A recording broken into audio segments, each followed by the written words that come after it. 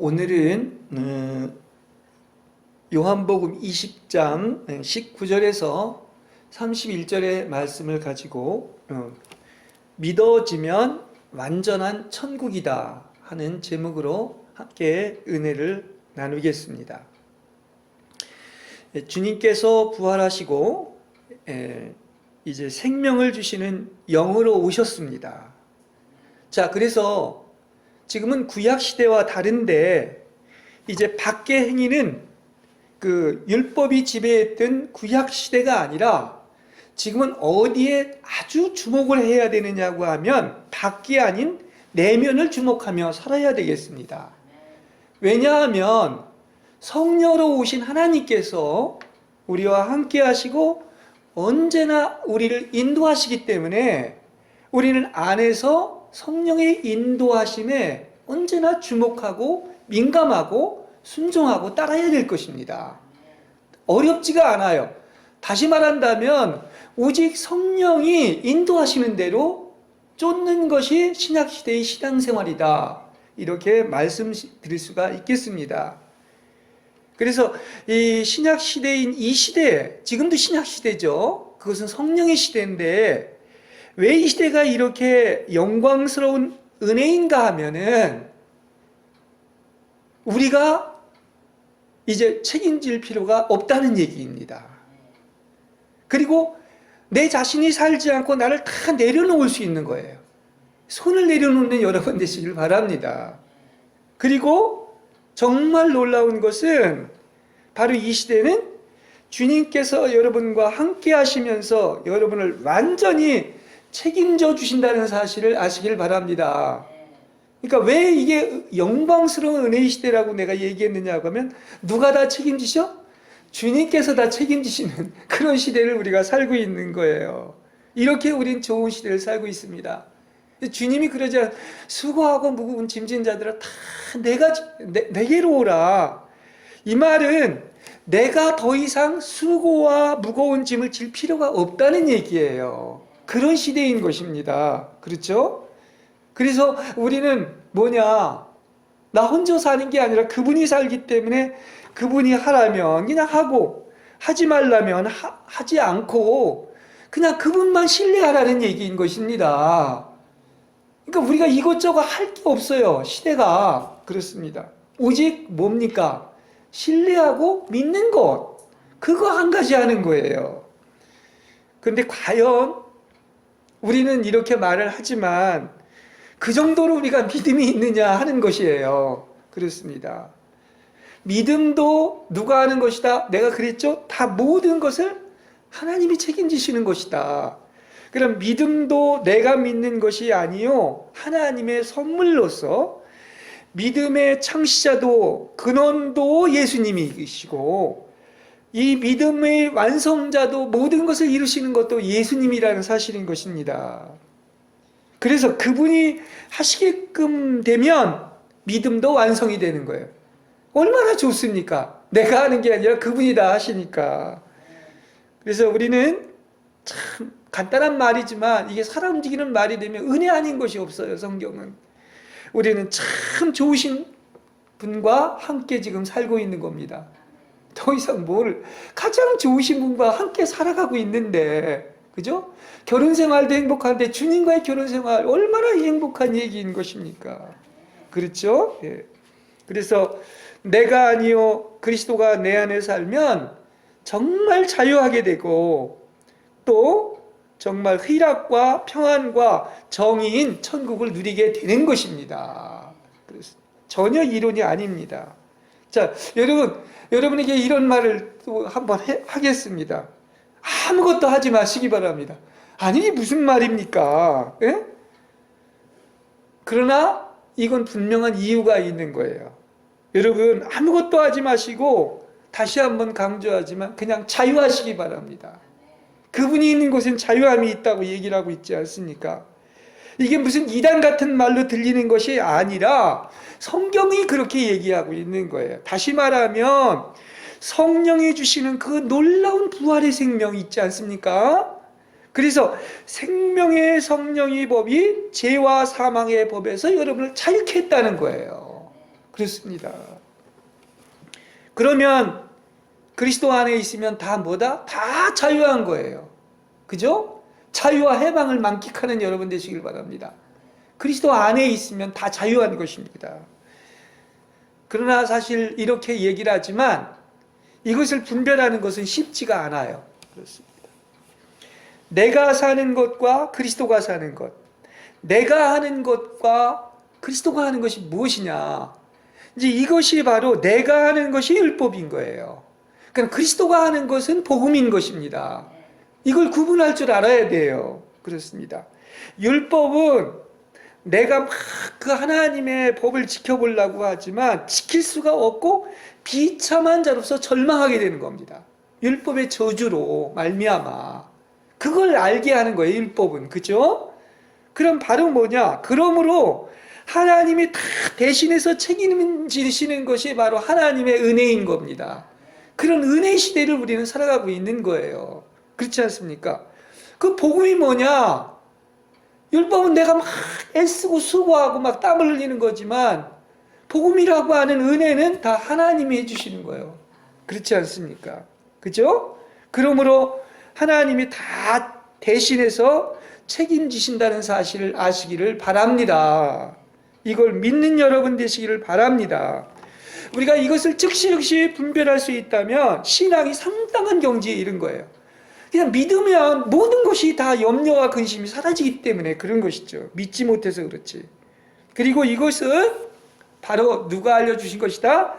나와 함께 하시는 성령의 계시로서 이 복음의 능력이 얼마나 큰지를 알게 되는 거예요. 아, 참 엄청난 복음의 능력입니다. 제가 지난주에도 얘기했지만 부활의 그 큰 위대한 그 능력이 있다 이렇게 얘기하고 있지 않습니까? 그렇습니다. 그래서 간단한 얘기이지만 복음을 믿는 사람에게 구원을 가져다 주시는 하나님의 능력이라고 얘기하고 있어요. 그 복음을 믿는데 이러한 찬란한 빛이 루터에게 임해서 그야말로 종교의 개혁이 일어나는 것처럼 이 한 계절이 이렇게 놀라운 능력을 발휘할 수가 있는 것입니다. 복음에는 하나님의 의가 나타나서 믿음으로 믿음에 이른다고 이렇게 얘기하고 있지 않습니까? 그래서 이것이 믿어진다고 하면 죄와 육체와 자아와 세상과 율법을 초월해서 어디에 있어도 여러분 천국을 누리게 될 줄로 믿습니다. 천국이 지금 이 자리에 있는 거예요. 여기 있다 저기 있다 하는 게 내 마음에 있는 것입니다. 그래서 하나님이 한 줄기의 빛을 비춰주셔서 하나님의 말씀이 실제가 된다면은 그것이 바로 성경에 얘기하는 복, 그야말로 마카리오스, 행복한 것입니다. 행복의 경지에 이르는 것입니다. 예.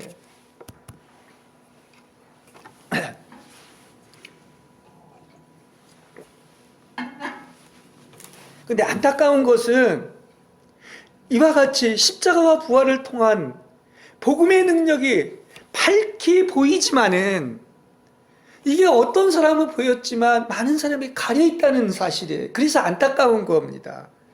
그래서 자유와 해방을 누리지 못하는 것은 복음이 가려 있는 거예요. 복음의 능력이 가려 있는 것입니다. 아직도 많은 사람이 자기가 하면서 하나님이 한다고 착각을 하는 거예요. 뭐 자기가 하려게 내가 열심을 내고 전도하고 헌금하고 교회 생활하는 게 왜 나쁘느냐?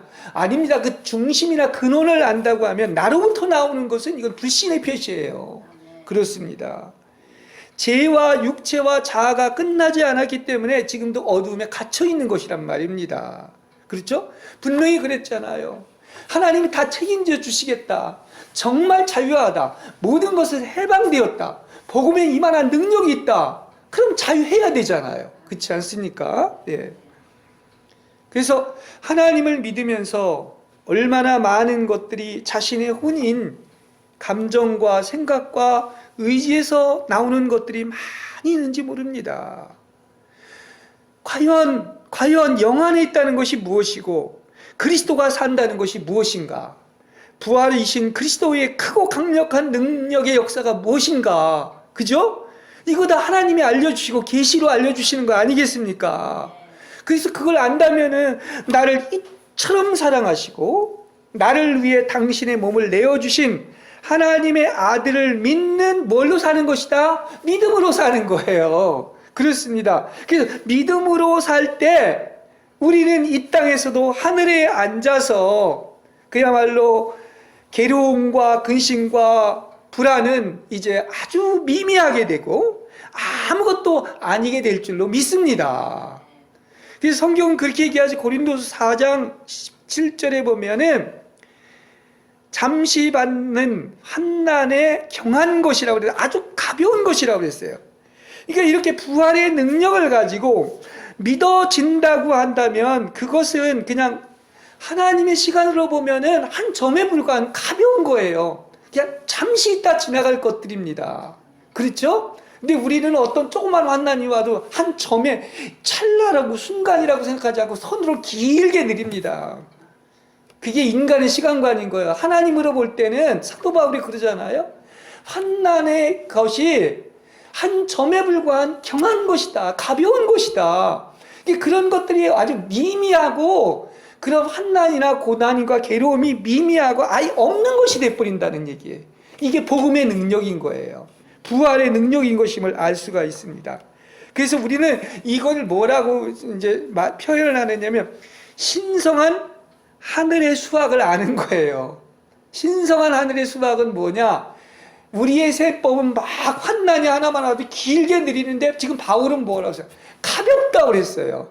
그리고 한순간인 한 점에 불과하다고 그랬어. 그렇게 여겨져야 돼요. 그렇지 않습니까? 그런 뜻을 가지고 있는 거예요.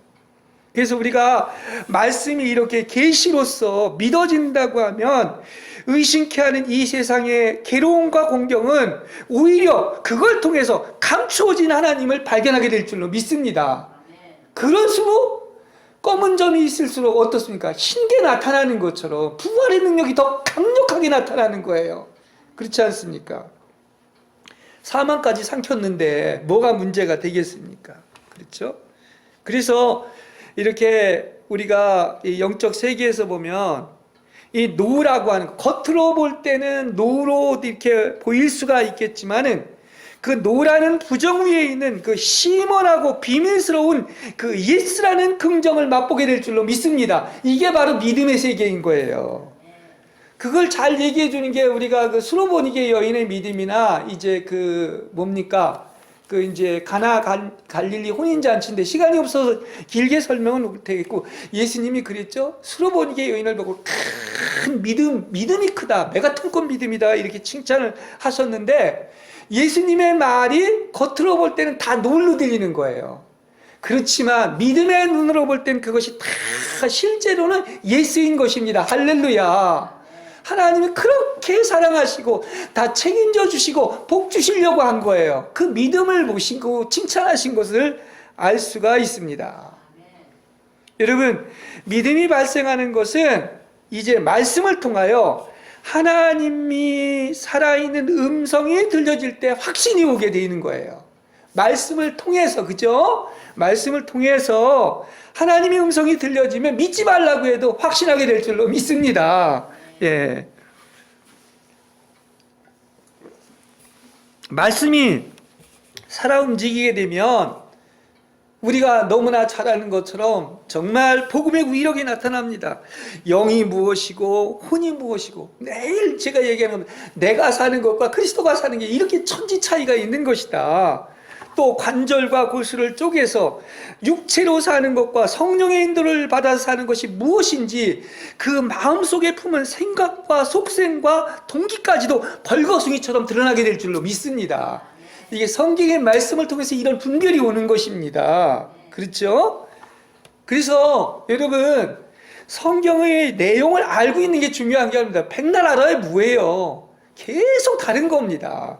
내용이 중요한 것이 아니라 성경에서 성경을 통하여 하나님을 만지고 믿어지게 된다면 정말 믿음이 있다고 한다면 겨자씨 안 할 만한 믿음이 있어도 이 산이 들려와서 바닥까지 던지운다고 하는 것처럼 불가능이 가능이 되고 성경의 표현대로라면 마가복음 11장 24절에 이렇게까지 표현하고 있습니다. 하나님을 믿어라. 나는 분명히 여러분에게 말한다. 누구든지 마음의 의심을 품지 않고 말씀대로 되리라 믿기만 하면 이 산이 번쩍 들려서 저 바다에 빠져라 하더라도 그대로 될 것이라고 하셨습니다. 할렐루야. 이 말씀이 누구의 말이에요? 제 말이 아닙니다. 이건 하나님의 약속의 말씀인 거예요. 믿음대로 되는 것입니다. 이렇게 놀라운 세계 속에서 우리는 살아가고 있는 거예요. 여러분, 제가 성경을 그렇게 강조하지만 우리 누터교는 특별히 성경을 강조하는데 이런 은사나 이런 쪽이 아니에요. 성경이 열리며 그리고 말씀이 그대로 믿어지게 되면은 지금 있는 이 성경의 내용들이 그대로 이루어지는 거예요. 그래서 그거보다 더 큰 일까지 하게 되는 것입니다. 그래서 성경은요, 이 말씀이 읽을 때마다 어제와 오늘이 계속 다릅니다. 그리고 여기에서 주님이 만져지는 거예요. 느끼는 거예요. 체험하는 것입니다. 그래서 완전히 말씀이 이렇게 들릴수록 새로운 음성으로 들리게 되는데 이때 이제 내 속에서 마음에서 느끼는 거야. 아, 찬란한 빛이 나한테 왔구나. 한 줄기의 광선이 나한테 쫙 비친 것을 느끼게 되는 거예요. 이게 바울이고 루터도 그런 체험을 했지만 우리한테도 그런 것입니다. 날마다 성경을 이렇게 살아 움직이는 거예요. 대단한 책입니다. 이거는 체험한 만큼 그걸 아는 거예요. 네, 그렇습니다. 자, 오늘 본문은 이제 예수님이 부활하시고 제자들에게 나타나셨는데 또다시 재차 나타나시는 것을 알 수가 있습니다. 그래서 본문에 보면 안식일 다음 날, 다시 말하면 부활한 날이겠죠. 저녁에 나타나시고 또 그때 같이 있지 않았던 도마가 의심을 할 때 여드레 뒤에 또 도마에게 다시 나타나시는 것을 알 수 있습니다. 그래서 이것을 이게 전체적으로 본다면 성경은 한 말씀 한 단어뿐만 아니라 배열조차도 기막힌 것을 우리는 발견하게 됩니다. 이것도 성경에서 볼 줄 알아야 돼요. 성령이 열어주시면 그것도 보이는 겁니다. 그냥 배열된 게 아니에요. 그렇습니다. 그리고 거기에는 하나님이 무엇을 말씀하시고자 하는지 하나님이 깊이 감추어진 의도가 숨겨져 있는 것입니다. 저는 이걸 준비를 하면서 예수님은 사랑하시되 끝까지 사랑하시고 끝까지 책임지시는구나, 이것을 발견했습니다. 사랑이 만져져야 돼요. 그렇지 않습니까? 부활하신 후에도 여전히 마찬가지구나. 예? 십자가에 돌아가시 전까지도 요한복음 13장 1절에 사랑하시되 극진히 끝까지 사랑했다고 했는데 부활 후에도 이렇게 끝까지 사랑하시는 거예요. 믿지도 못하는 이들에게 이러한 사랑을 보여주고 있는 것을 발견했습니다. 예수님이 누구한테 나타났습니까? 사랑하는 제자들에게 지금 나타났잖아요. 아직도 그들은 철부지요. 믿질 않아요. 그런데도 나타나서 사랑하는 것을 알 수가 있습니다. 그렇죠?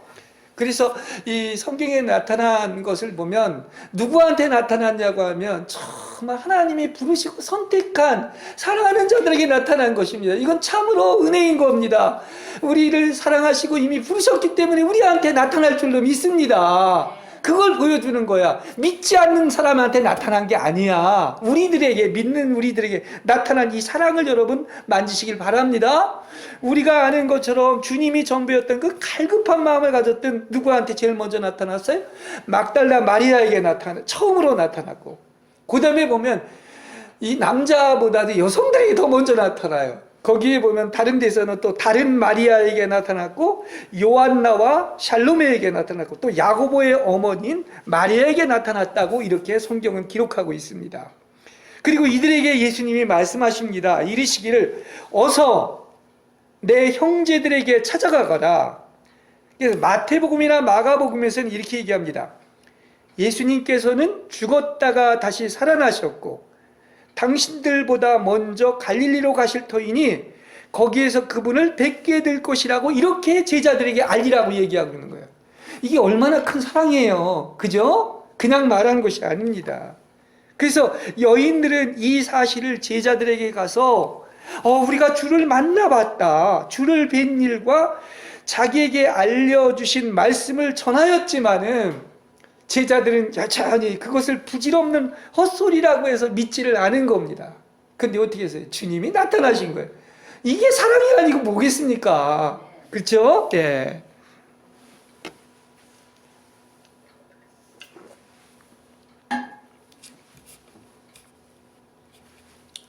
그래서 제자들에게 이렇게 안식 후 첫날, 다시 말하면 부활한 날 이렇게 믿지 못하고 죽음이 두려워서 유대인들이 무서워서 문을 닫아 걸어 잠그고 있을 때 주님이 들어오셨다고 했는데, 제가 지난주 설교에서도 얘기했지만 주님은 부활해서 어디나 계시는 것이죠. 나타났다가 사라지고 사라지다 나타나는 것이죠. 근데 그들에게 눈이 열리니까, 예? 마음이 열려져 가지고 이렇게 깨달아져서 그때 주님을 본 거예요. 항상 계신 것입니다. 그렇죠? 그리고 또한 믿지 못하는 그 의심 많은 도마에게 여드레 위에 나타났습니다. 문이 잠겨 있는데, 이것이 바로 뭡니까? 이것은 주님께서 뭐를 설명해 주고 있는 것이, 내가 이렇게 너를 사랑하고 책임져 주고 있고, 또 나아가서는 뭐하는, 믿으라는 얘기예요. 한마디로 얘기하면 믿으면 다 된다는 얘기를 우리한테 이야기해 주고 있는 것입니다. 그렇지? 여러분, 이 일련의 일에서, 이 배열에서 만져지는 게 있지 않습니까? 거기 보면 예수님이 부활하시고 하신 말씀이 있어요. 마리아한테 뭐라 그래요? 내 형제에게 가서 전하라고 그랬어요. 이 말은 무슨 얘기냐? 이제는 그들을 바로 뭐냐? 내 형제라고 부르고 있단 말입니다. 그렇죠? 그 마리아한테 분명히 얘기합니다. 아직 만지지 마라. 어? 내 아버지는 너희의 아버지고 내 하나님은 너희의 하나님이라고 이렇게 얘기하셨다는 것은, 내 아버지가 뭡니까? 너희 아버지이기 때문에 이건 같은 형제라는 뜻을 가지고 있는 거예요. 이렇게까지 사랑하신 것을 볼 수가 있습니다. 그래서 예수님은 말씀을 깨닫지 못하는 여자들과 믿지 못하는 제자들에게 나타났습니다. 뭐 변변해서 나타난 게 아니라 너무나 사랑하셔서 나타난 거예요. 그리고 엠마오 두상의 두 제자에게도 믿지 못하니까 나타나신 거야. 한마디로 뭐 하라고? 믿으라고. 나 믿으라고. 이렇게 나타난 거예요. 그래서 이렇게 하나님은 사랑하는 자들에게 나타나시기를 기뻐하시며 믿게 하기 위한 것임을 아는 여러분들 되시길 바랍니다. 하나님이 여러분을 사랑하시기 때문에 나타나시기를 기뻐하고 계시해 주시고 믿게 하여 줄 줄로 믿습니다. 하나님이 기뻐하는 거예요. 오히려 우리가 아니라 우리보다 주님이 더 그렇습니다. 그래서 오늘 요한복음 20장에서 읽은 것처럼 복음의 결론이 뭐냐? 다만 예수는 그리스도시며 하나님의 아들이심을 뭐하라는 겁니까? 믿으라는 얘기예요. 이렇게 좋은 분을 믿으라는 거예요. 그리고 또 믿어서 영원한 생명을 얻게 하는 것이 복음의 목적이다. 무한한 얘기와 기적을 얘기할 수 있지만 이 좋으신 하나님을 믿으라는 얘기를 얘기해주고 있다는 사실인 것입니다. 그래서 제가 그랬죠. 믿음도, 그 믿음의 시작도 누가 하시는 거예요? 지금 보십시오. 하나님이 예수님이 하신 거예요. 또 믿음을 갖게 하는 것도 예수님이 하는 거예요. 믿음을 주재하시는 분도 예수님이에요. 또 결국은 믿음을 완성시킬 분도 뭡니까? 예수님인 것입니다. 할렐루야. 그래서 얼마나 좋습니까? 이런 좋으신 분을 두었을 때. 그래서 이렇게 끝까지 우리는 이처럼 사랑하는 자기가 택한 자들을 사랑하는 것을 보게 되는 것입니다. 그래서 성경 누가복음이나 요한복음이나 여러 군데 부활을 하시면서 말씀한 목적이 바로 뭐냐면, 말씀을, 지금까지 선지자나 많은 예언자들이 했던 말씀을 깨닫게 하려고 그들의 마음을 열어주셨다, 이렇게 표현을 하고 있는 거예요. 이게 사랑하는 자들에게 계시로 보여주시고 나타나 주신 것입니다. 자, 저는 이 설교를 준비하면서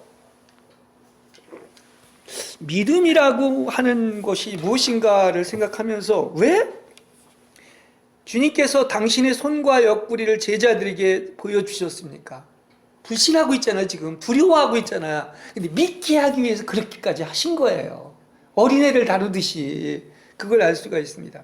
엠마오 도상의 두 제자도 같이 동행하는데도 모르고 있지 않습니까? 그러니까 어리석도다, 예언자들이 말한 모든 것을 그렇게도 믿기가 어려우냐. 그리고 예수께서 식탁에서 빵을 들어 감사 기도를 드린 다음 떼어주셨을 때 바로 그들의 눈이 열려, 다시 말해 계시가 임해서 예수님을 알아보게 된 거예요. 그렇죠. 지금 도마에게 오늘 본문에 나타나신 것도 그겁니다. 뭐 하기 위한 거예요? 한마디로 믿게 하기 위한 거예요. 도마를 의심 많았다고 했는데 그게 뭐 우리들 아닙니까? 의심 많은 그렇지 않습니까? 근데 믿으려고 그 제자들이 이게 처음 이제 그 안식 후 첫날 부활한 날 나타났을 때 마침 도마가 없었어요. 그렇습니다.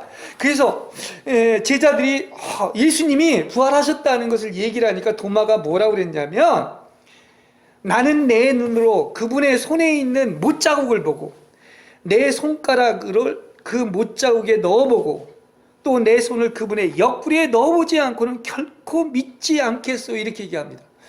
마치 우리를 이렇게 얘기하는 것 같아요. 우리를 위해서 이 말씀이 주어진 것입니다. 그냥 주어진 게 아니에요. 배열이. 근데 과연 그럴까요?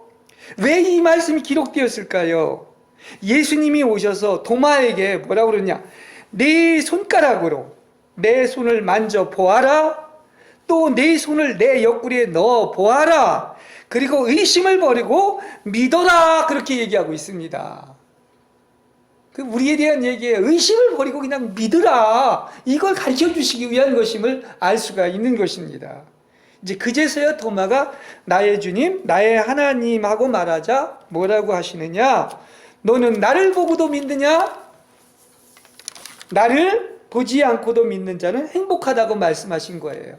그 보고서 믿는 것은 벌써 어느 정도는 의심이 포함되어 있다고도 이렇게도 뉘앙스가 있는 것을 볼 수가 있습니다.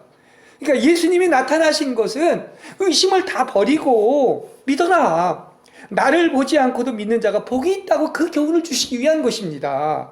그렇죠? 여러분, 예수님은 창세전에 우리들을 부르시고 선택하셨습니다.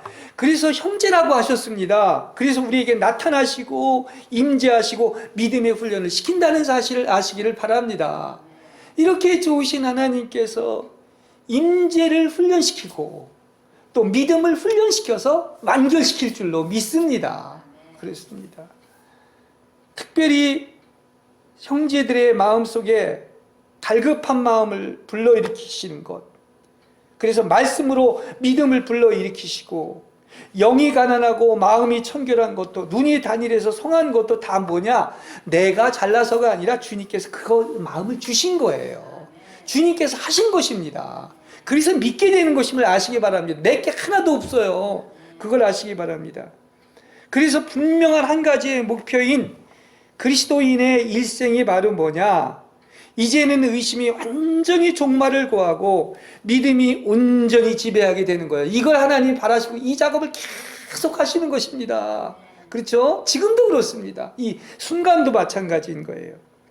그래서 믿음의 영웅적인 행위는 이러한 어떤 의심과 또 한 나가서 믿음이라는 투쟁 속에서 이렇게 일어나서 믿음의 사람으로 믿음의 영웅으로 바뀌게 되는 것입니다. 그렇죠? 그래서 믿음의 영웅적 행위는 의심과 시험의 고통에 묶여있는 옛사람이 죽고 인간으로서는 항상 이 절대적으로 인간으로서는 불가능하지만 하나님으로서는 가능한 이렇게 의심과 유혹과 시련의 투쟁을 통하여 말씀의 충만한 능력을 체험케 하고 완전한 능력에 도달하기 위해서 하는 영웅적인 행위임을 아시기를 바랍니다.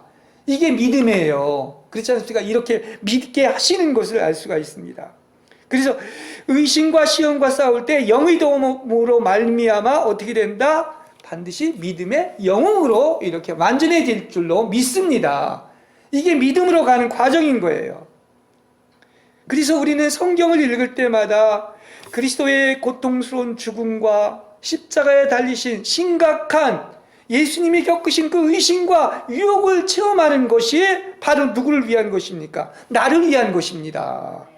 또 아브라함의 순종의 시험으로 독자 이삭을 바친 것, 바울이 사탄의 가시로 절망에 빠져든 것이 바로 뭐를 위해서 기록되어 있느냐? 여기 도마에게 의심 많은 도마에게 이런 내용이 기록되어 있는 것처럼 나의 믿음을 도와서 이제는 확신이 온전히 지배하는 믿음에 도달하게 해서 이제는 어떠한 절망에도 굴하지 않고 최악의 고난과 불안도 넉넉히 견디며 이제는 하나님 말고 지나가는 모든 것을 초월해서 그리스도의만을 누리는 단계에 이른다면 아무 부족함이 없고 내 은혜가 내게 족할 줄로 믿습니다. 다 이게 성경의 기록을 얘기해 주고 있는 거 아니겠습니까? 그렇습니다. 이게 내 얘기가 된 거지요. 예. 이렇게 살고 죽는 것을 넘어서서 그리스도가 생애 전도가 되는 경지, 이러한 믿음이 바로 완성된 믿음이 되는 겁니다. 이것을 하나님이 원하시는 거예요. 그리고 책임져 주시고 함께 하시고 지금도 이 일을 이루어 가시는 것입니다. 그렇습니다.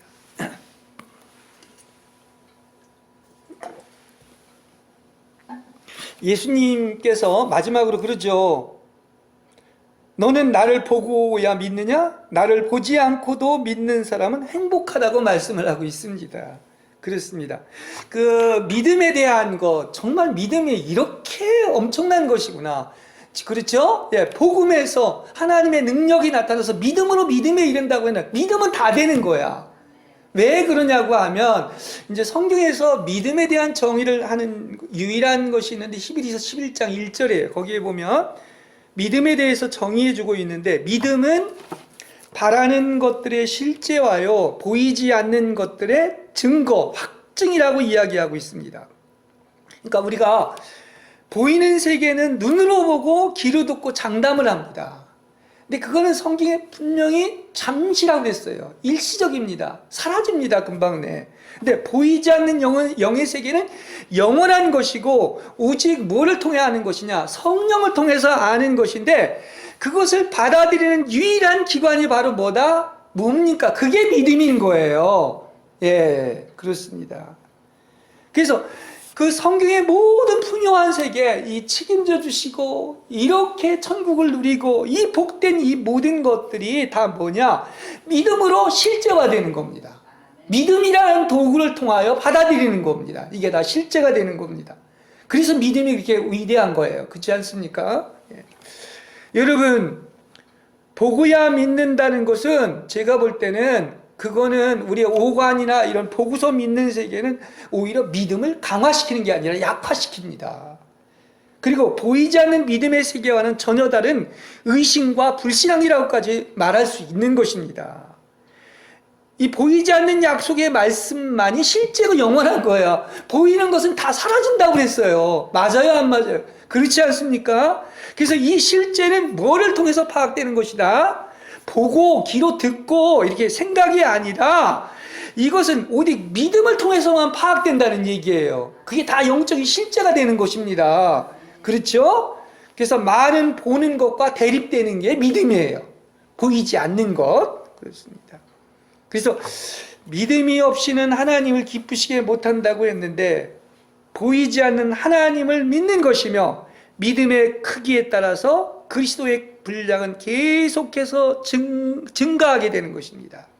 그래서 하나님과 나의 절대적인 관계에서 무엇으로도 대치할 수 없는 이런 믿음의 관계가 형성이 되는데, 믿게 되는데, 그걸 가장 잘 나타나는 것이 바로 내가 그런 의심과 믿음의 투쟁에서 가장 그 결정적인 일을 할 때가 바로 죽을 때 보면 알 수가 있는 것 같아요. 내가 믿는다는 확신이 없으면 그는 버림받은 자예요. 죽을 때. 그렇지 않습니까? 그분의 인격적인 교제 속에서 하나님은 나의 마음에 이것이 하나님의 말씀이다, 이걸 확신하는 믿음을 갖게 되는 것이지요. 그렇지 않습니까?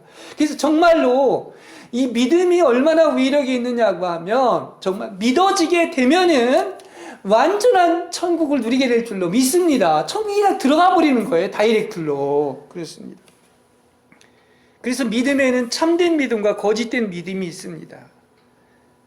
무슨 얘기냐고 하면, 믿는다고 확신하는 어떤 사람이 전혀 믿지 않을 수 있고, 반면 의심과 절망 가운데 완전히 빠진 것 같은 사람이 실제로는 아주 확실하게 믿을 수 있다는 얘기예요. 이 무슨 말이냐고 하면, 믿음이라고 하는 것이 말씀을 통해서 성령의 계시를 통해서 믿어진다는 점에서 이것은 하나님의 선물이고, 믿음을 주셔서 믿어지게 되는 것만이 참된 믿음이고, 거짓된 믿음은 스스로 믿는 마음인 것을 얘기하고 있습니다. 지가 믿는 거야. 이거는 그건 거짓된 믿음이에요. 하나님을 통해서 믿는 믿음, 성령이 빛을 비춰주셔가지고 말씀이 믿어질 때 그것이 참된 믿음이 되는 것입니다. 그렇죠? 그래서 이런 뚜렷한 구별이 있기 때문에 다 뭡니까? 믿음이 어디서 오는 것이냐? 이렇게 영에서, 성령 안에서 알고 느끼고 맛보고 말씀이 어떻게 참되고 올바른 것인지 느끼게 되는 거예요. 영 안에서 느끼게 되는 겁니다. 아까 그 요한 뭡니까? 1서에서도 보면 그분의 생명을 만지고 목격하고 또한 어떻습니까? 체험했다. 에? 보았다는 것은 다 이 영 안에서 그걸 느끼고 만졌다는 얘기를 하고 있다는 사실인 것입니다. 그렇죠. 이렇게 참된 믿음은 성령으로부터 오는 것이고 기름 부음이 있고 분별이 오며 그리스도를 아예 느끼는 거야. 그냥 느끼는 거야. 예, 그렇습니다. 그래서 성령을 통해서 말씀의 능력을 체험하는 것을 말하고 있는 것입니다. 그래서 믿음은 뭐냐? 믿음은 뭐냐?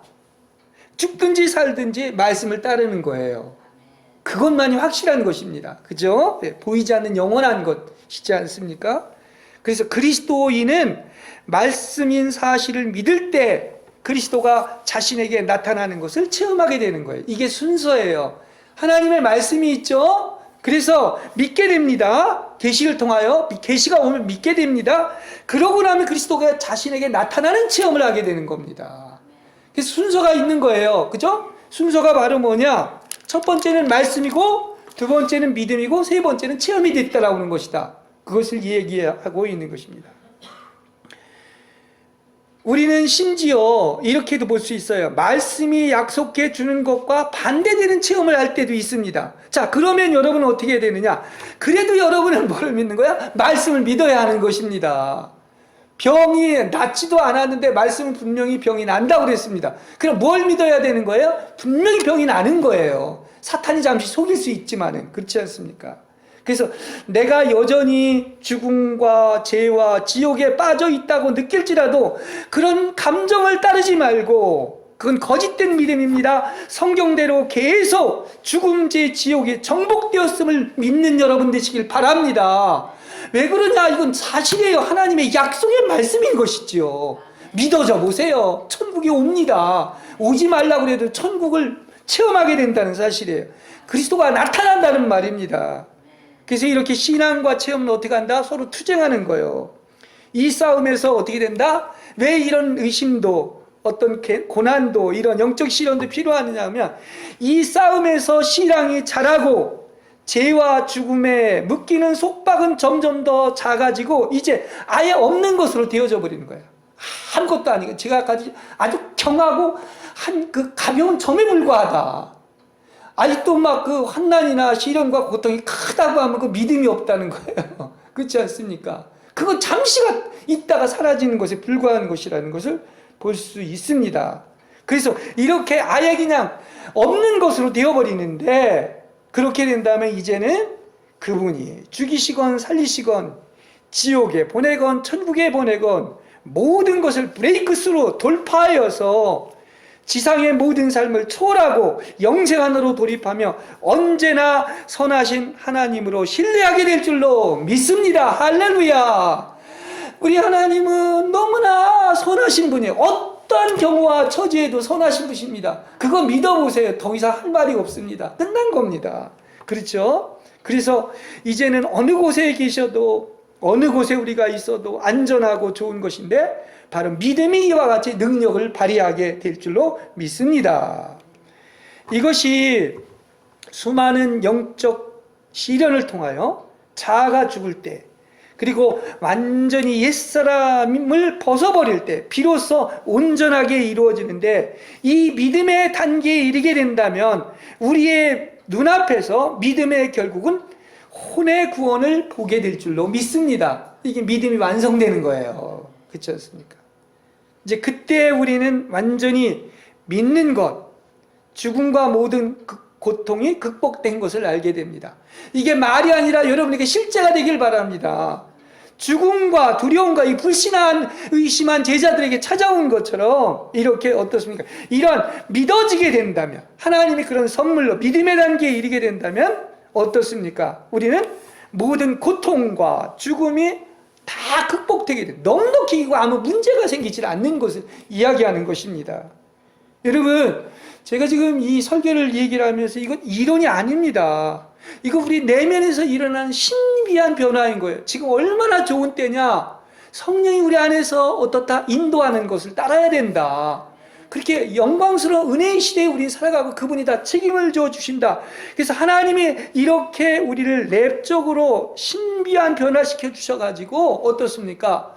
우리를 이렇게 믿음을 갖게 하는데 이거 다 제가 이게 하는 말씀이 어떤 것이다? 그냥 내 스스로 믿는 믿음이 아니라 성령이 알려주신 것이라는 말입니다. 그렇습니다. 그래서 보고 믿는 자보다 보지 않고 믿는 자가 행복하다고 하는 것은 체험은 언제나 변덕쟁이에요. 그렇죠? 그것은 믿을 때도 있고 믿을 때도 있는 것이에요.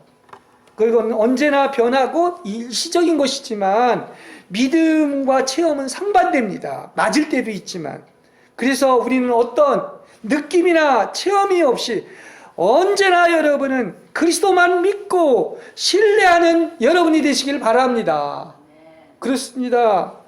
그때 어떤 일이 일어납니까? 그야말로 성경에 그 마카리오스라고 하는 완전한 복의 경지에 이르게 되는 거예요. 예. 이것이 바로 믿음의 가장 높은 경지에 이르게 되는 것입니다. 여러분, 지금 이것이 이제 하나님의 선물인 믿음, 믿어지게 하시는 것인데, 지금 여러분이 어떤 처지와 경우와 환경이 와도 전적으로 토탈 커미트먼트, 하나님을 신뢰할 수가 있습니까? 그게 믿음이에요. 근데 그게 된다니까요. 누가 하는 거야? 내가 아니라 하나님이 하시니까 되는 거예요. 그렇습니다. 그래서 믿음의 대상은 무엇입니까? 보이지 않는 것들을 확증해 주는 것이다. 이렇게 얘기할 수 있습니다. 그래서 우리는 아까 제가 고린도후서 4장 17절에도 얘기했지만 그 18절에도 이어서 보면 우리는 보이지 않는 것을 바라봅니다. 보이는 것을 바라보는 게 아니라 보이지 않는 것을 바라본다고 그랬어요. 그게 믿음의 세계입니다. 근데 보이는 것은 뭡니까? 아무리 모든 것도 꽃도 열흘을 못 가고 인생도 100년을 못 가고 잠시 사라진다고요. 잠시 있다. 제 얘기가 아니에요. 바울의 얘기예요. 그러나 보이지 않는 것은 영원하기 때문이라고 이렇게 이야기를 해주고 있는 것입니다. 그렇죠? 그래서 이제 우리 혼에서 나오는 어떤 느낌과 감정과 옛사람이 다 죽고 완전히 내려놓은 상태에서 그분만 전적으로 믿을 수 있는 것, 그때 완전한 천국에 들어가게 되는 거예요. 그래서 제가 제목을 그렇게 정한 것입니다. 이건 이론이 아니에요. 그렇지 않습니까? 이것은 영적인 얘기입니다. 성령이 인도하시고 알려주신 것이죠. 그래서 하나님이 여기에 이렇게 천국에 이르기까지 주님이 책임져 주시고 믿어지게 해주셨다고 한다면은 우린 영에서 그러한 느낌이 있는 거예요. 그래서 마음에서 영에서 이것이 천국이구나 하는 것을 알게 된다니까요. 그럼 천국을 누리게 되는 거예요. 완전한 천국을 누리게 되는 것입니다. 이렇게 되었을 때 그야말로 믿음에는 아무 부족함이 없을 줄로 믿습니다.